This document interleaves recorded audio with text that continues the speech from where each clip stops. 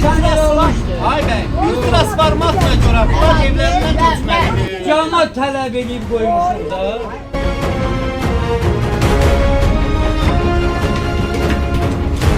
Get maraqlı.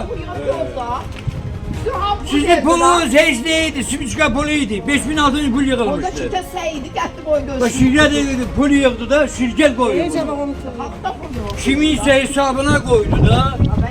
Yemekler diye düşen. Kimse pul bıraktı koydu da. Benim bir qəpiyim buradan xeyrim yoktu.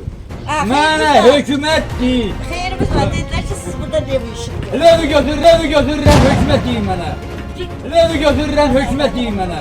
Bütün sayğacları mən qoydurmuşam. Cəmaatla narazılıq eləyir. Ona görə ki, özü sayğacı Levi çəkib baxın. İşığı Levi baxın. Şotçik buradadır.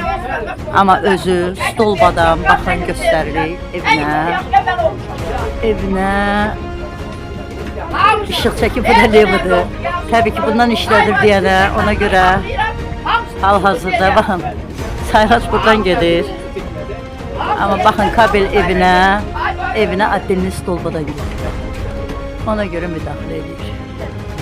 Ki, Azər İşıq ona Levi işıq verib. Çok çıkın pazar oldu geldi mənə külmə pul istədi hökumət. Dedi bəlkə müdaxilə eləmişsən. Amma buradakı müdaxilə eləməyələri mənim soçuğum alışlayıyorum göz başına. Bizim qapıları qoruquram. Bax onu təzə vermişəm qorxum. Nə böyle təzə vermişəm örüyü. Nerə bir yangın zadı şu. Bu hasarı siz çəkirsiniz. Hasarı biz çəkmişik qorxumdan ki yangın zadı olanda bir önünə bir paşama bir şey eləməsin. Keçən var buradakı mikrofon Yo, bu burada, bu qonşu gələndən sonra bu söz söhbət yaranır. Qonşu, səndən sonra bu söz söhbət yaranır. Nə bilim bu?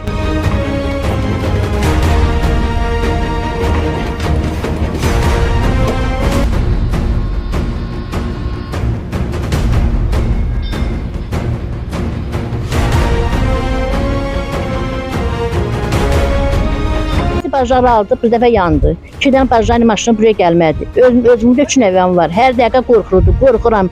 Bax evim orada, oradan baxıram pişik ölür. Nəvim neçə və pişik ölür, solumur. İnsinə dola bilməmişik. Qorxuruq, uşağımızdan qorxuruq, evimizdən qorxuruq. Biz də xahiş edirik ki, bu buradan götürülsün. Gecə yağar, şimşək çaxar, nə olar, nə olmaz bilmirik, qorxuruq. Hər dəqiqəmiz qorxuludur.